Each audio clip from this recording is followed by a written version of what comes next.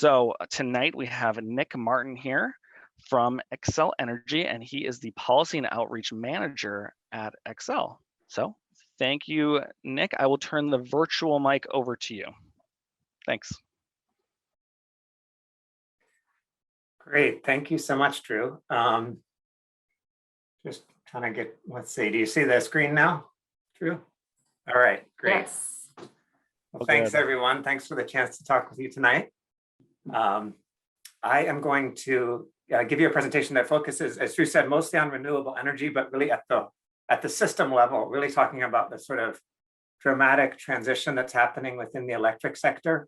That will hopefully sort of lay some groundwork for, in a later webinar, you'll hear more about kind of renewable energy, ways to subscribe to get renewable energy as an individual customer, which is, as Drew said, quite easy and doesn't cost much. So I'm going to start by giving you some spoilers and sort of giving you the key points up front, and then I'll come back to them at the end. First of all, there's a really dramatic transition underway in the electric sector, enabling more renewable energy to come onto the grid and reducing carbon intensity of electricity just at the level of the whole system. That's going to be my main focus today, like I said. There are also an increasing number of options for individual customers, whether that's residential or a business, to get renewable energy. And I won't talk too much about that because that'll be your June webinar. But that's the first theme.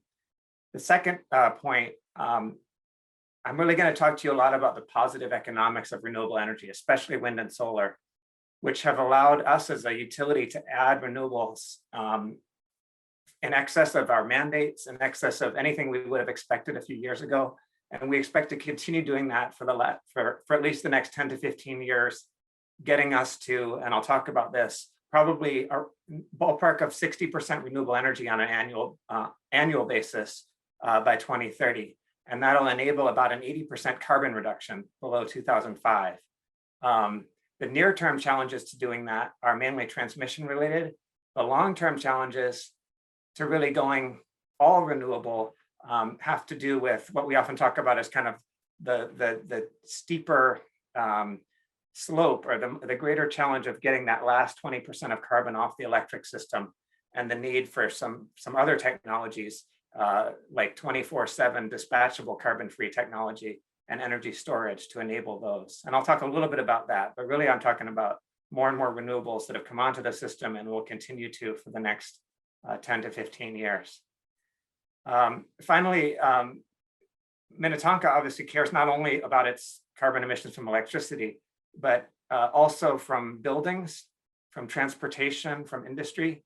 So as the electric system carbon emissions decline, greater attention, I think, is going to turn to those other sectors. And how do we reduce carbon from some of the parts of Minnetonka's economy, and not just Minnetonka, the state as a whole, that are more challenging to decarbonize. So I won't talk too much about that today, but I will sort of come back to that point at the end.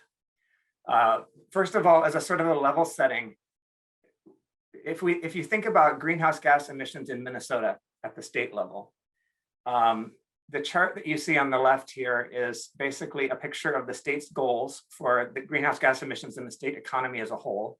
That's the green line. And actual emissions, that's the blue line.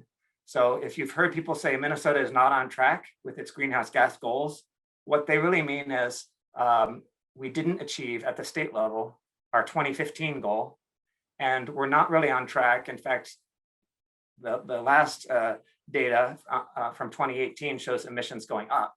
So we're not on track at the economy level to achieve our future goals either. That's the statewide picture. It obscures some differences by sector, though. Transportation is now the highest source of emissions in Minnesota, and it's sort of declined a bit, but it's been pretty flat in the recent years. Electricity is now second highest, but electricity is the only sector that's really exceeded the state goals. It's declined by 29% since 2005, and that's mostly a story of adding renewables, switching from coal to gas, coal retirements, and maintaining nuclear generation. I'll talk about all those things some more. Agriculture, that's important at the state level. It's not so relevant to Minnesota. That's been kind of, to Minnetonka. That's been sort of up and down.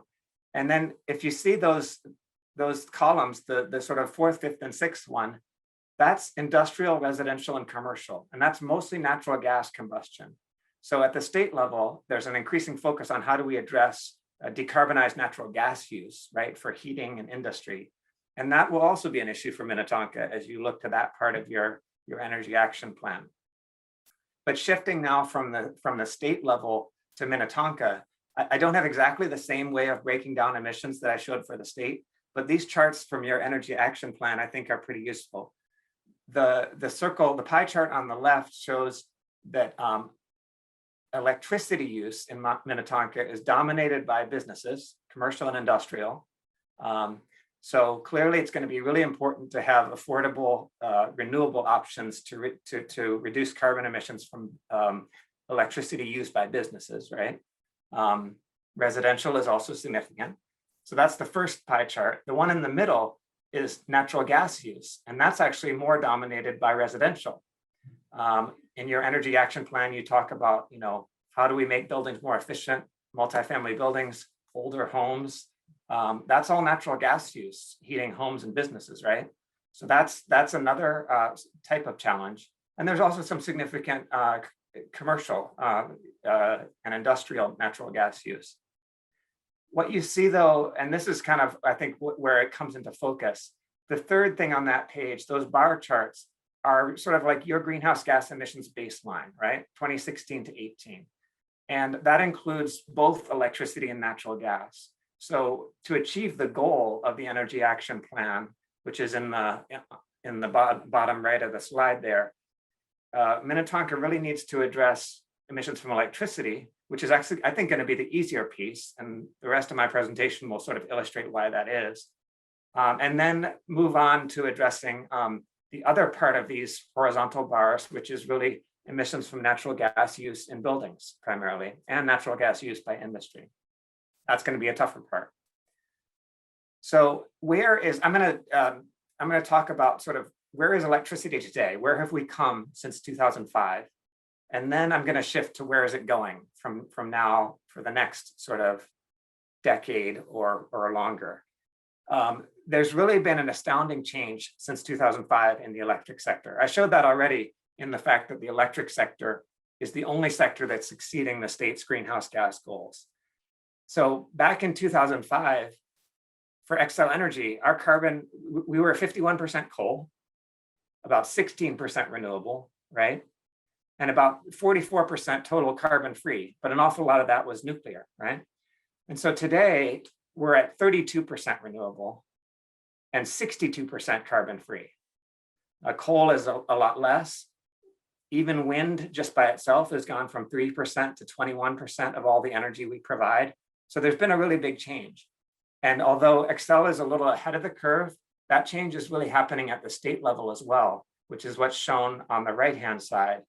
As of 2020, you can see that renewables have just crossed over to become the biggest share of energy generation in Minnesota.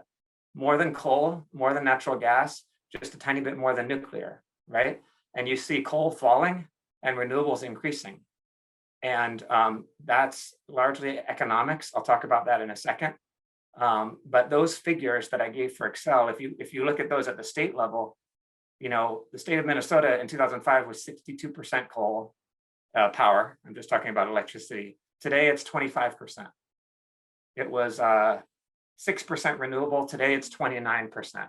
So these economic drivers that have helped Xcel get to such a higher share of renewables and lower carbon intensity are echoed at the state level for all utilities. Why is that?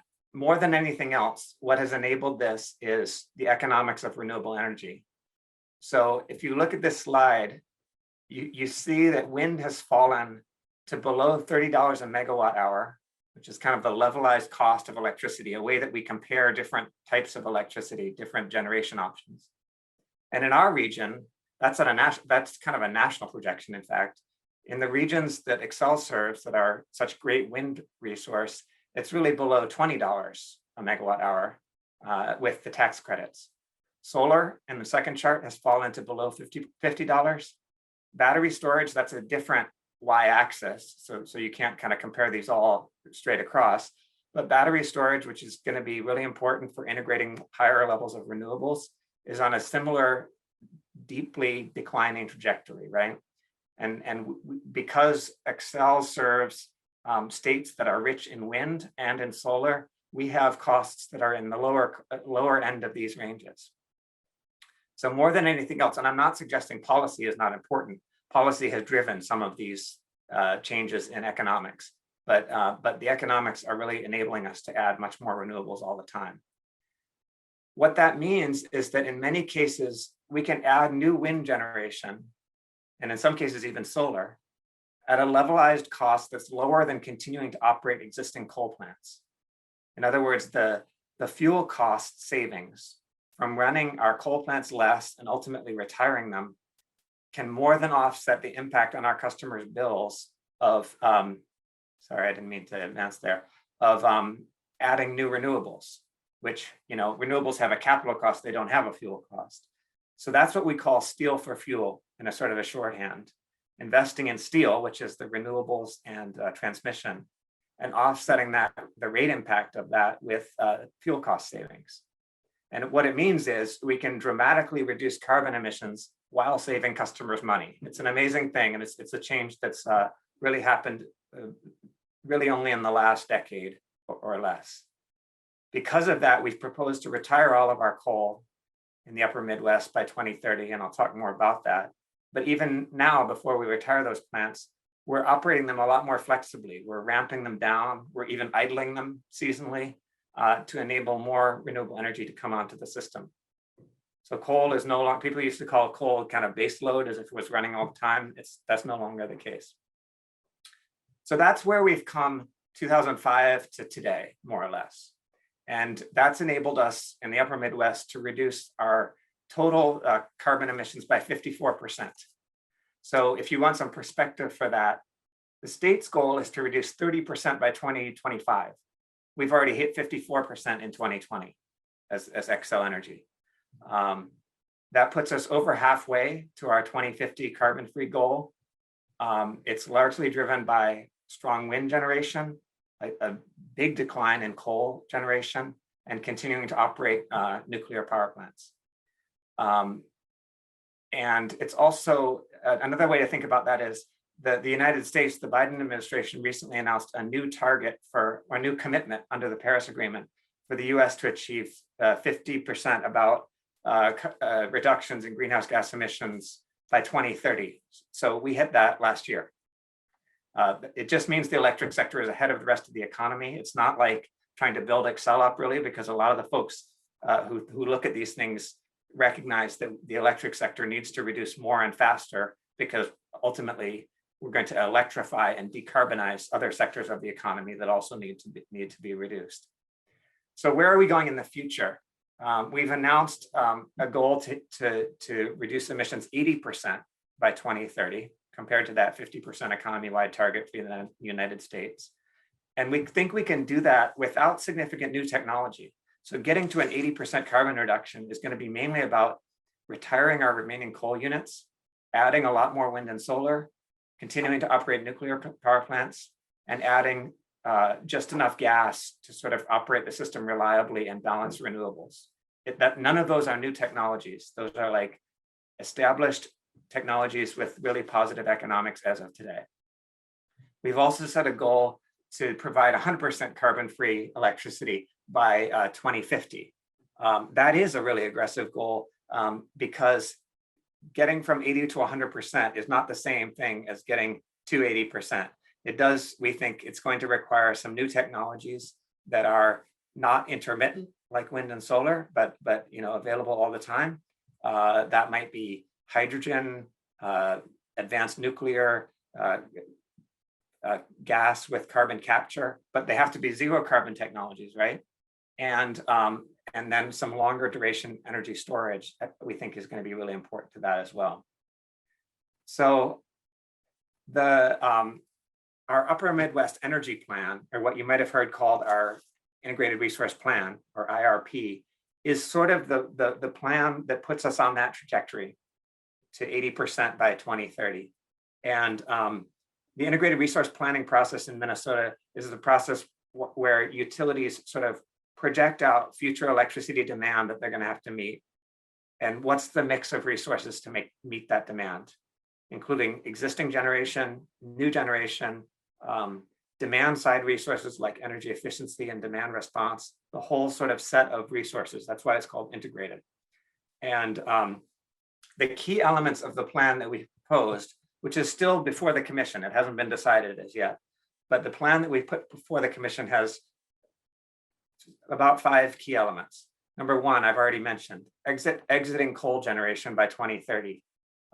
We'd already proposed to retire 2 of our units at Sherco in the mid-2020s. We're proposing to retire the other unit there, as well as the coal plant in Stillwater, near Stillwater, called King, by 2030.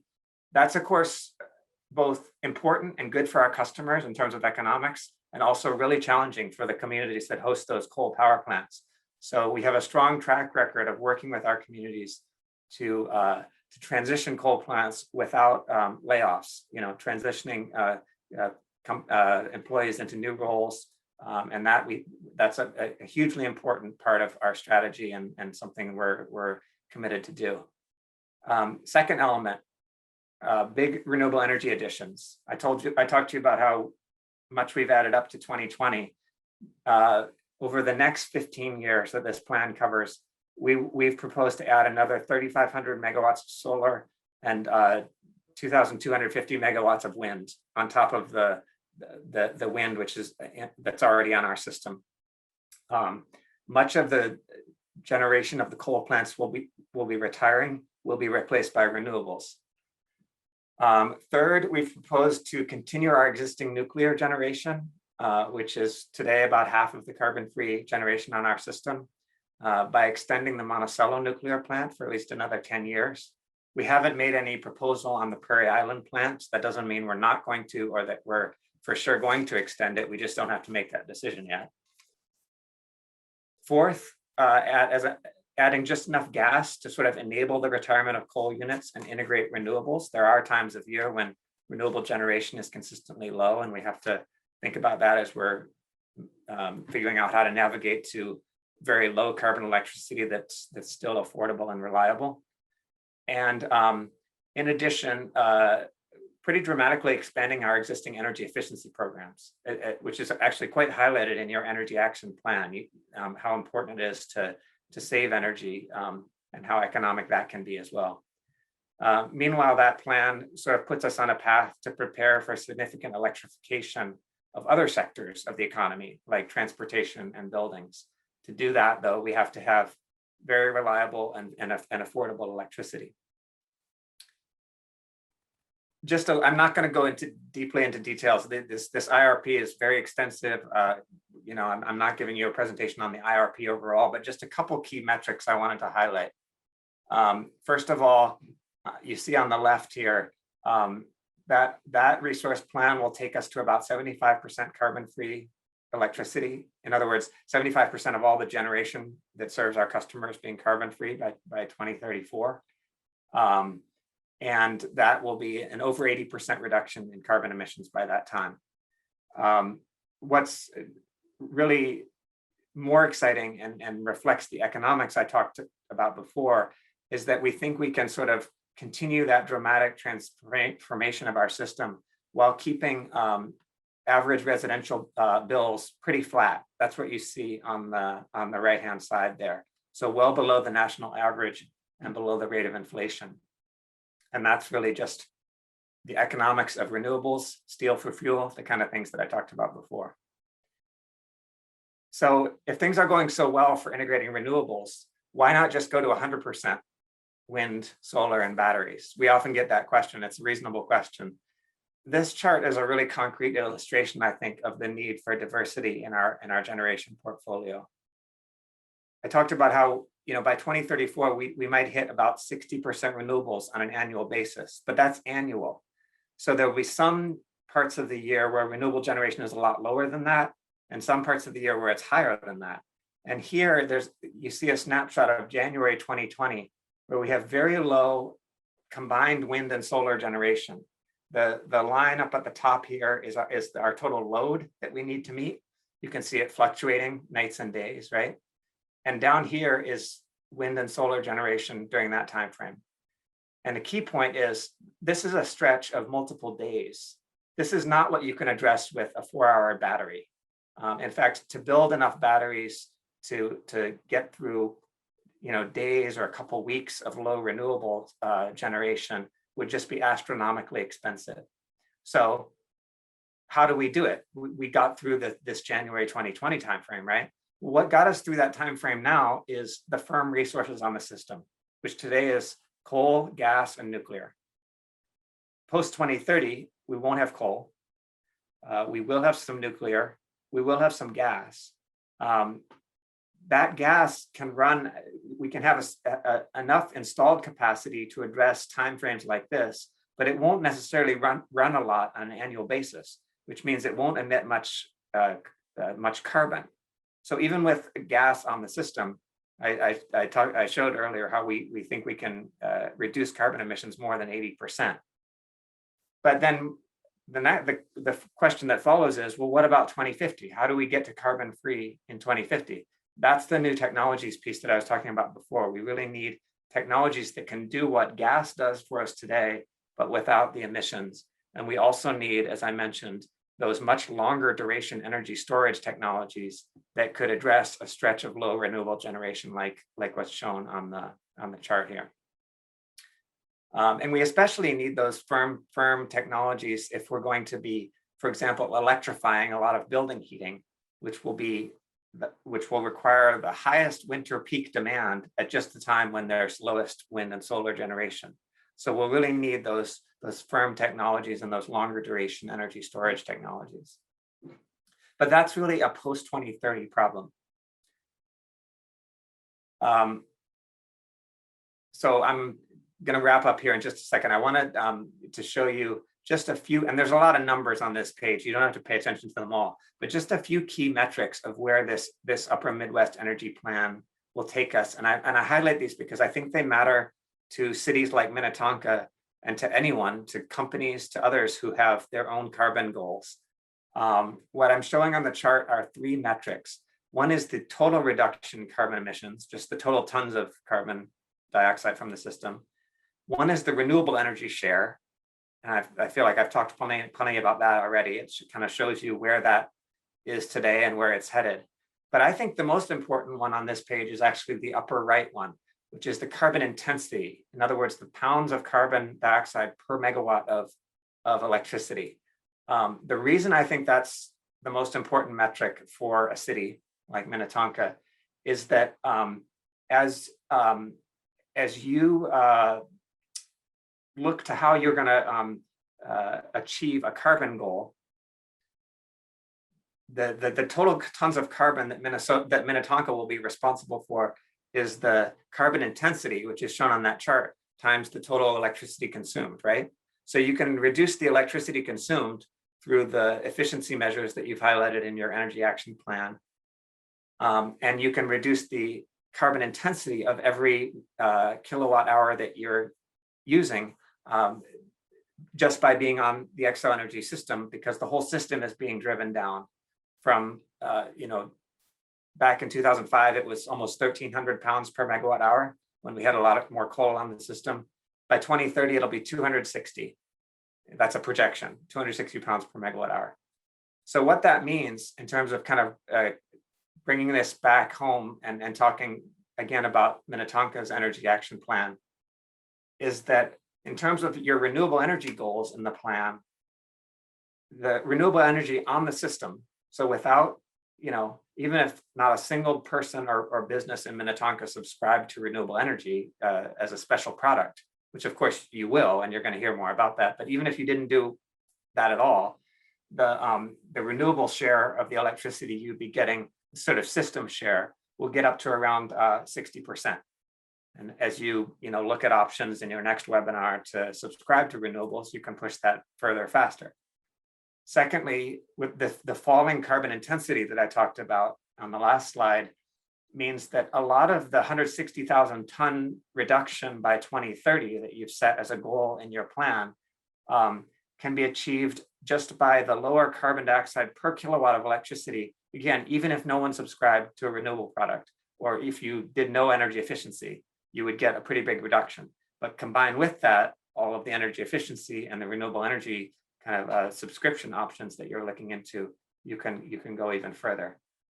And finally, as you know, as electricity sort of carbon emissions decline over that time frame, I think, you know, there's the focus is going to shift a little bit to the other parts of the carbon footprint. And I talked about this at the beginning. Those are transportation, natural gas used to heat buildings and both homes and businesses, and natural gas used by industry in Minnetonka. And so there, I don't have time to talk about them today, but for a future webinar, you know, there's a lot of really interesting work being done. You know, Xcel is working hard to sort of promote EV adoption to decarbonize transportation, different ways to help make it easy for people to purchase an EV, to help cities electrify their fleets, to put public charging out there. So there's a whole set of programs around that, right? And secondly, we're also working on how do we decarbonize natural gas use? How do we address methane emissions, electrification of building heating, different things that are possible. This is a lot more challenging in some ways because the technologies haven't made that same sort of advance along the cost curve as I just talked about for electricity. But that's an area too where we're, you know, working hard and interested in working with cities like Minnetonka, and as you look to that part of your carbon goals. So I think that's all I have, Drew. I'll be happy to take some questions.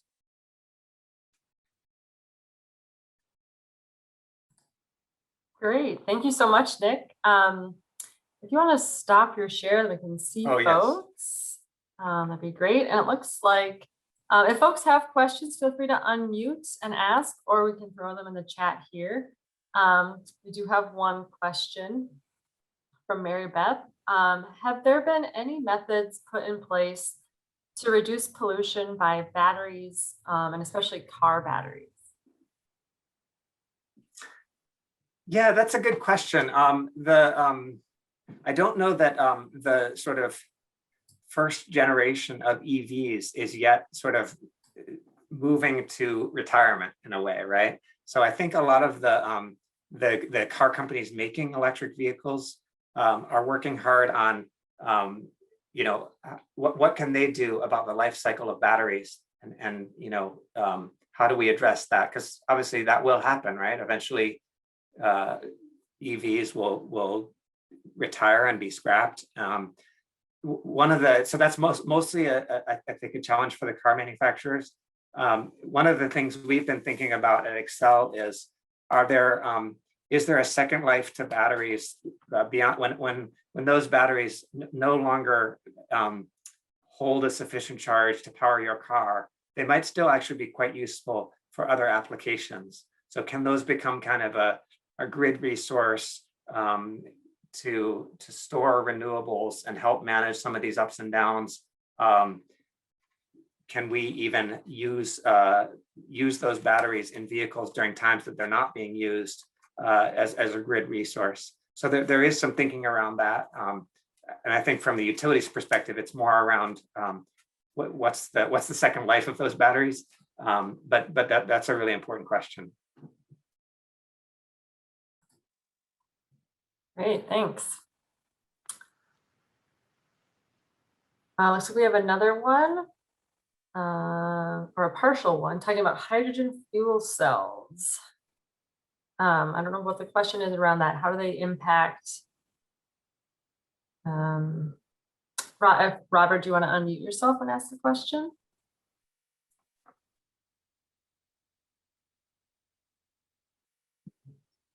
Yes, I was, you know, we've all heard about the electric vehicles, but I've also understood that hydrogen fuel cells right now seem to be not as cost effective, but will they have a more significant impact than the electric fuel cells if the cost can come down? Yeah, that's a good question. I think I'm definitely not an expert on hydrogen fuel cells. What I do know is, I think for like, it kind of depends on what vehicle type and size you're talking about. For like light duty passenger cars and trucks, I don't think hydrogen is ever going to catch up and compete with electric vehicles at this point. The electric vehicles are just improving so fast. And the cost is, the total cost of ownership for an electric vehicle is already below a comparable gasoline vehicle. The upfront cost isn't really yet quite to that point, but that crossover point might happen pretty soon. But that's like passenger vehicles, right? And so people talk about a lot of other types of vehicles that aren't, that are like long haul heavy trucks, aviation, shipping, other parts of the transportation sector that are not as easy to electrify, and where hydrogen, either as a fuel cell, like you said, or blending more hydrogen into sort of synthetic fuels to replace petroleum fuels, could actually be a better long-term solution than electrification, especially if the costs of hydrogen, of making hydrogen, continue to decline. So I think there will be a role, actually, probably not in passenger vehicles, but in heavier transport and so on.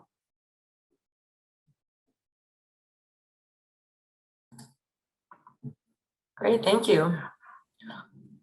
Any other questions lingering out there with folks? I'll throw out a quick question. So Nick, I'm going a little bit beyond that first question and pivoting it a little bit.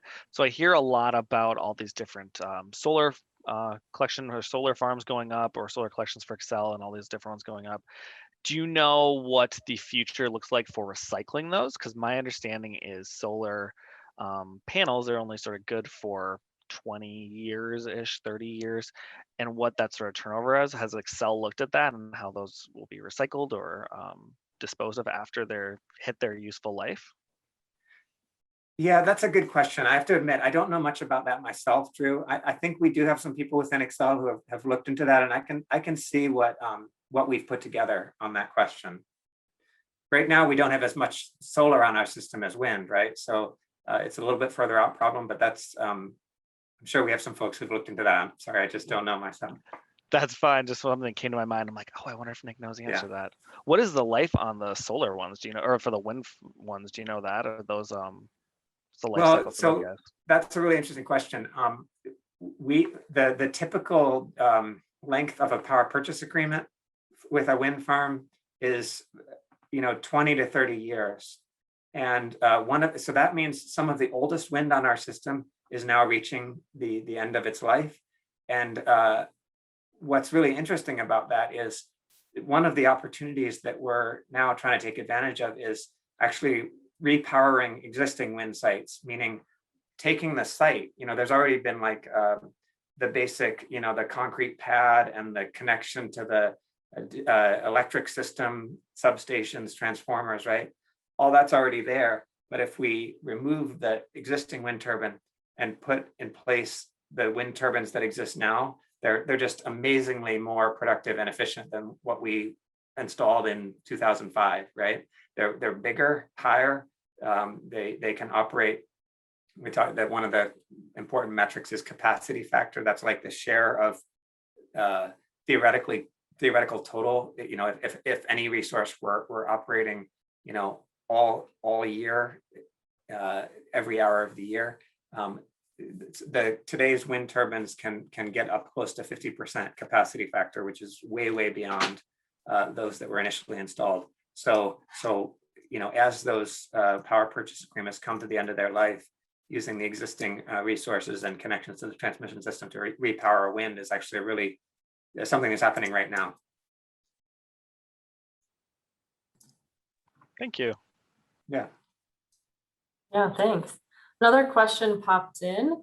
It said, you mentioned that the last hurdle to reach goals requires new technologies.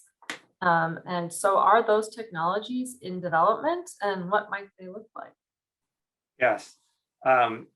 So yes, they're certainly in development. I would characterize, we tend to think about like 4 or 5 kind of groups of technologies. So this is not like a specific maker of a technology, you know, like this manufacturer of this thing, but kind of groups of technologies. So we're looking at a set of technologies around carbon capture on, for example, on a gas plant that could make a gas plant carbon free by capturing its emissions. Hydrogen, ammonia, kind of zero carbon fuel, or fuels that can be zero carbon as long as they were made in a low carbon way. For example, hydrogen made via electrolysis powered by renewables, right? So there's a set of technologies that we call zero carbon fuels. Renewable technologies that are not intermittent, like wind and solar, but things like sort of deep geothermal that could be producing all the time. And more advanced nuclear, sort of smaller passive safety, smaller scale nuclear technologies. And then longer duration energy storage technologies, things like compressed air, and again, hydrogen or ammonia can be energy storage technologies as well. There's kind of a long list. And I would say the common theme of all of those 5 types technology areas is that they're 2 common themes. They're going to be really important in sort of maybe 2035 to 2050. And they're going to be crucial to get to our 100% carbon-free electricity goal. And the other common theme is they're not ready today. They're quite expensive today. They're out of the lab. They're not just like imaginary that these might be part of the solution, but they're today too. They would never compete with renewables or anything else. So really, a lot of our push at the federal and state policy level is to push for more R&D, more commercialization and deployment of these technologies to bring the cost down to the point where they will be ready when we need them. And frankly, we don't know yet exactly which of those technologies is going to win out. There might not be one solution. It might be several. But those are kind of the groups. And I think to answer your question, they're like I said, they're not just something somebody's trying in their garage. They're like technologies that have come quite a long way, but still have quite a long way to go to be, you know, fully commercialized and affordable. Thanks. I also had a similar question. So that was really helpful. It's like, I think it's hard for us to imagine what the technologies could be. I mean, prior to wind and solar, maybe we didn't even imagine that these could be on such a large scale. So, you know, it's promising to think about what could be in the future. Looks like we have another question. Says, my concern with lithium batteries that I understand cannot presently be recycled, and mining mineral has an adverse environmental effect. Is this a valid concern? Yeah, I think it's a valid concern. I wouldn't dismiss that concern. I mean, I think there's work being done around, you know, monitoring and trying to you know, sort of get better disclosure, better tracking around those rare earth minerals that are key elements of batteries, right? And where are those coming from? There's I think a lot of effort, for example, in the current federal infrastructure proposals around more production of batteries in the US where we maybe could monitor that better. And I do think, so I do think it's an important concern. You know, something that you know, we definitely have to be monitoring as we incorporate more and more EVs into the fleet.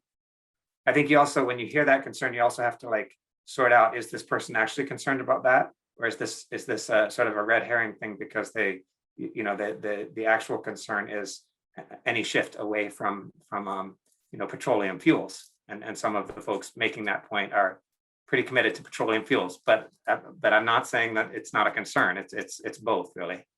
It still is a concern.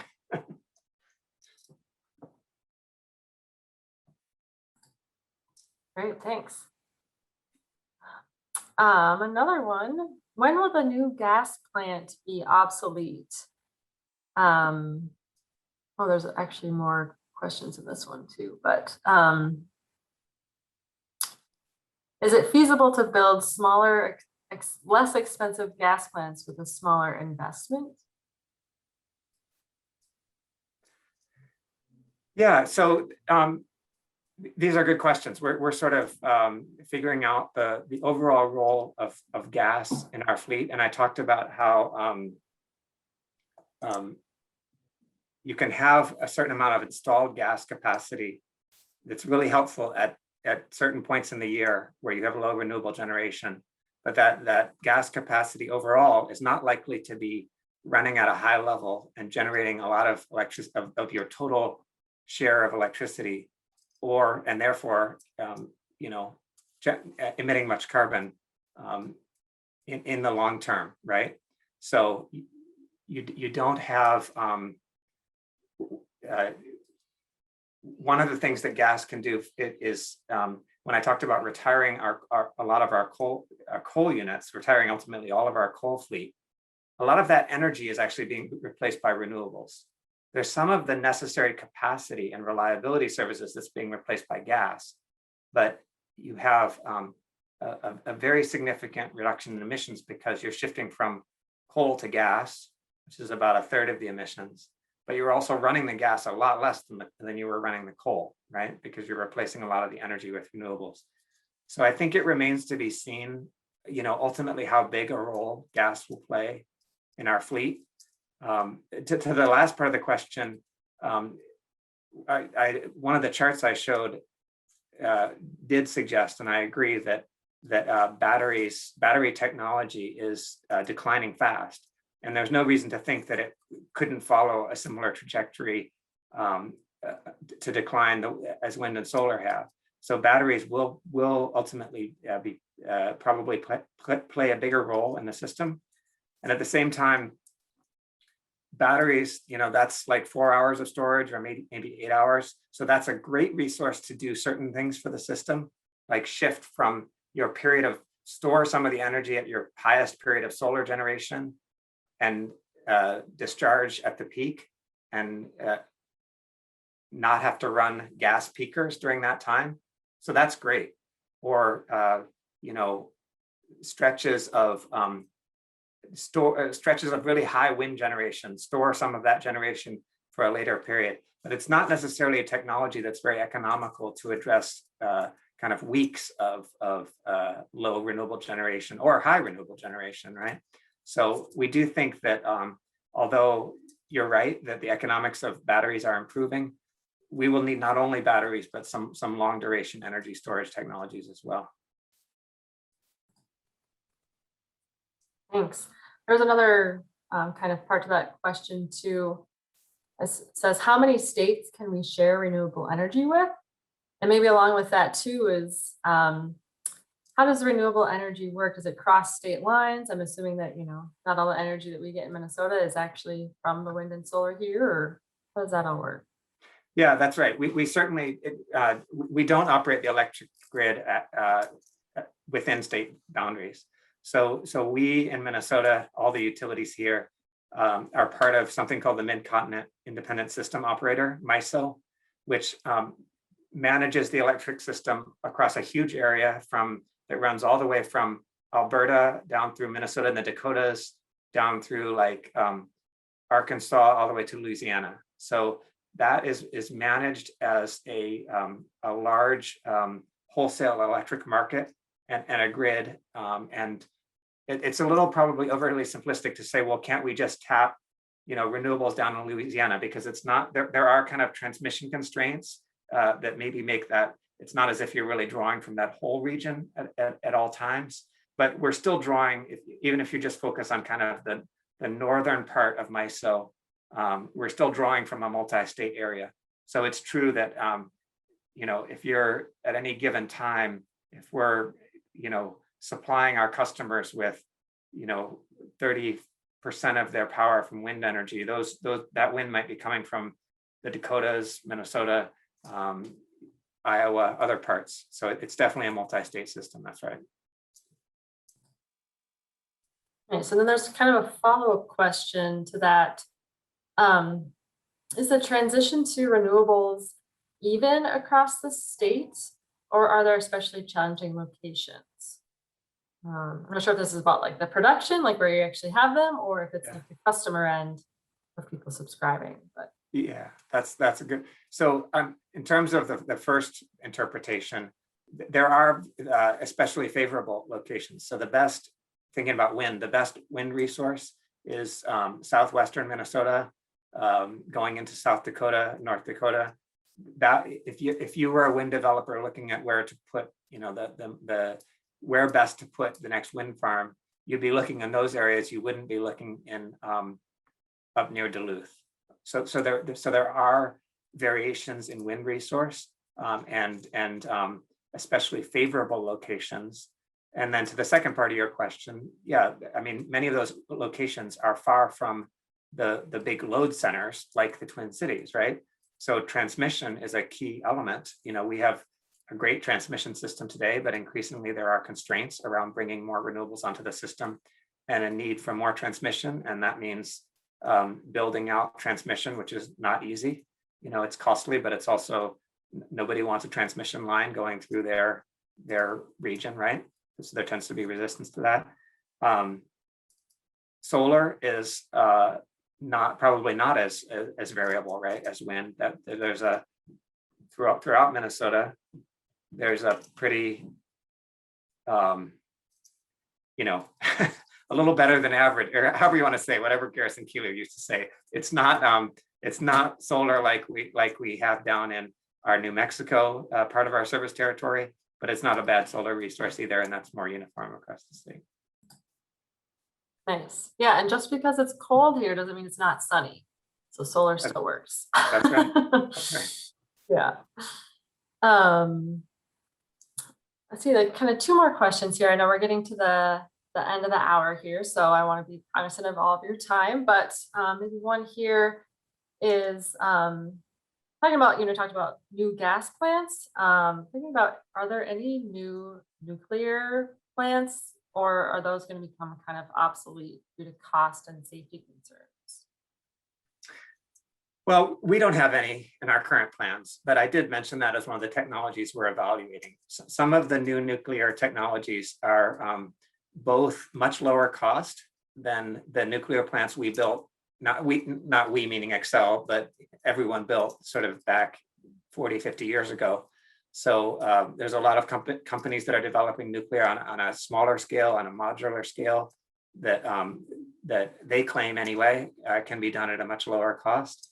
And there are also a lot of companies that are incorporating, sort of pretty sophisticated passive safety systems and so on that would, that have been designed in response to past nuclear accidents. So I don't know that there's any industry that is more aggressively regulated by, than the nuclear power industry is by the Nuclear Regulatory Commission. So the safety standards are just that have to be met are just really very very demanding. And so I don't know, I'm not going to like recommend any particular nuclear design because we haven't gotten far enough in it, and we don't have a current plan for a new nuclear plant. But it is kind of one of the technologies in the portfolio that we're kind of monitoring to see how well that develops over time.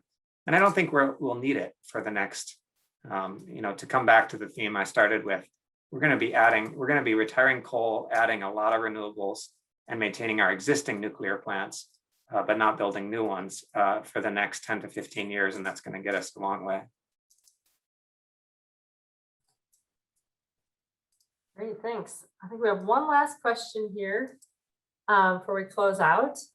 Talking about electric vehicles. So do you see vehicle to grid a contributor to balancing the grid once we get more EVs adopted? Or I know there's sometimes questions around, can the grid handle, the electrification of vehicles, and how long of a process would it take to support that? Yeah, that's a super interesting question. And I'll say, even short of vehicle to grid, I'll try to say something about vehicle to grid as well, meaning like the EVs putting power back into the grid. But even before talking about that, EVs are a really great load to add to the system and a great thing to electrify because they're very flexible in when they charge. So if you 80% or more of EV charging happens at home, and it happens at night. And so that tends to be the time when we've got plenty of energy supply. An EV can become a load that's flexible as long as you find 2 or 3 hours sometime between midnight and 6 a.m. to charge your car. You can get it fully charged, but that doesn't have to be a load that falls right on the peak. You don't have to plug your car in and charge it right at 6 p.m. when you get home, right? And so we're working really hard to make sure that the rate structures that are in place give much lower priced power at off-peak times and really incentivize people to charge their EV at night when we tend to have excess generation, including a lot of wind generation. So a lot of carbon-free energy going into EVs, which can help really, so then you're not only avoiding the carbon emissions from burning gasoline, but you're using very low carbon electricity.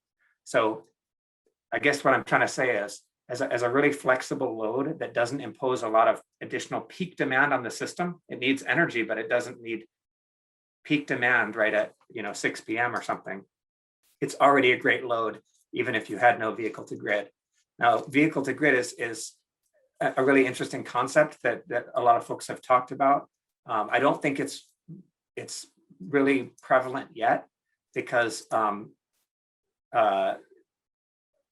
lot of the car manufacturers aren't yet, sort of building cars that send electricity back into the grid. But it is something that's been explored. And I think what the questioner is asking is, ultimately, if you took that further step and you have EVs that could be managed, to send electricity back into the grid, and of course, they've got to still be charged in the morning. You can't come out and find your EVs empty because it's been putting power back into the grid. But that's a technology that could ultimately be helpful. But I don't think it's actually even just the flexible demand in the nearer term is a tremendous benefit, even before we get to vehicle to grid. So. I'm sorry, that's if that made sense. That was kind of a circuitous answer, but yeah, no, I mean, it's just so exciting to think about all these technologies and ways that we can do new things. We are about at the top of the hour, so Drew, if you have anything else to add? No, absolutely. That was great. Thank you so much, Nick, for coming here and talking with the rest of us. I know I'll speak for everyone here. I know at least I learned a lot, so hopefully everyone else did. I think one person around there, thank you, very informative. So thanks, Nick, Good. and thank you to everyone else who showed up here tonight. Have a great rest of your evening and enjoy the nice weather. It looks really nice out there. Thanks so much. Have a good one. Yes, I agree. Thanks, everyone. Thank you.